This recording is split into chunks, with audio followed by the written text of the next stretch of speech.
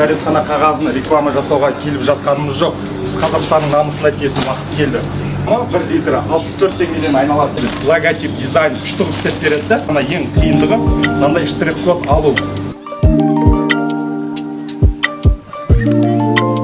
Ассалаумағалейкум Қазақстан фермерлері. Міне бүгін біз оңтүстік Қазақстан облысы Шымкент қаласындамыз, яғни торговый домдардан осындай удачный грунт, биогрунт деген биогумус емес, бұл жердің топырақтан, орманнан жинап бізге сатып жатқан жайларын сіздерге айтып береміз. Мына 50 литрлік қаптар, осындай кішкене екен, кішкене. Мыналар 20 литрліктер, мыналар 10 литрліктер. Алматыда дәл осындай пакеттер істеп береді. Өзінің утюгі болады, 10 литр саласыз, басын былайынан утюгпен бассаңыз, дәл осындай заводской қылып істеп шығара беруге болады.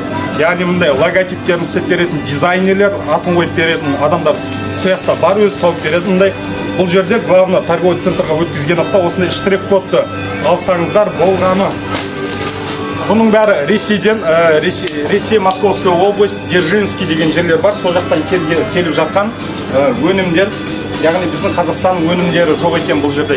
Яғни өзіміздің Қазақстан өнімімізді осындай пакетпен, қаппен әдемі етіп торговый центрларға үсіп алып келетін болсақ, өз-өзімізді кішкене көтеретін боламыз ағайындар.